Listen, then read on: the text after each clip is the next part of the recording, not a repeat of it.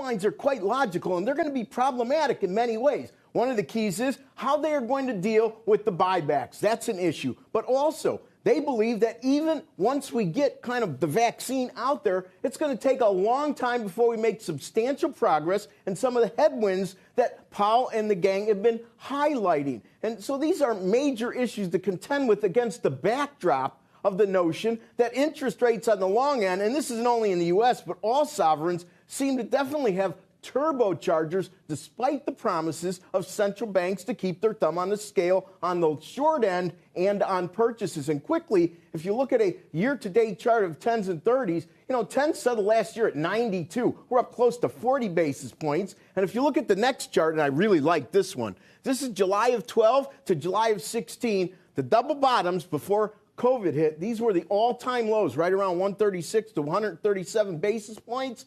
Those are the areas you want to watch. And we basically just about got up there. It wouldn't at all surprise me to see a bit of a reprieve and retest that breakout, which was right around 119. Also, one issue I want to point out, you're going to hear a lot about how inflation is temporary in these minutes, a temporary factor, which means even if we see it pop like we did PPI, they're going to ignore it for a while, which maybe is the highlighting of the new policy on inflation. Morgan, back to you. All right, Rick Santelli, thank you. Our Steve Leisman has been digging into those Fed minutes. And Steve, what have you found so far? Yeah, Morgan, a cursory dig looking at some of the headlines here.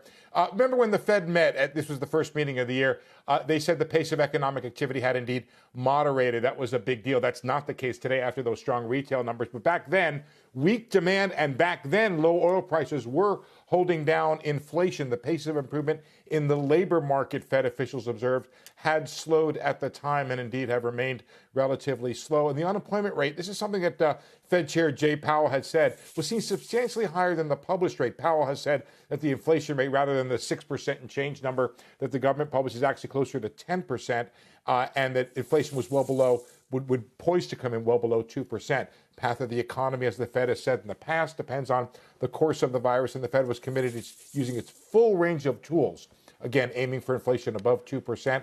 And the Fed is prepared to adjust the stance of economic policy or monetary policy as appropriate to adjust for different risks that's out there. Not a lot of new light, Tyler, being shed on the situation right here. Remember, the Fed is in this very steady as she goes.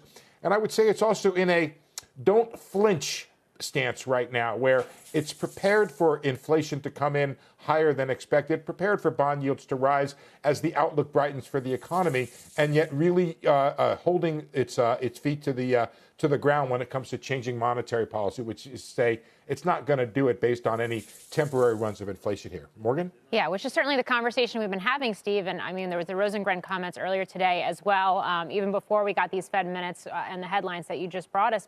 And I think Rick touched on this, too. How does it speak to what is essentially a shift, I guess, in Fed policy around how it's viewing inflation? Are there other points in history where we can point to a similar stance, that don't flinch stance, looking back, and what that has meant for the markets? We can and we can't, Morgan, because what's happening now is an evolution of the policy from the great financial crisis, where the Fed tried to hold the line but kind of said, you know what, we may want to change.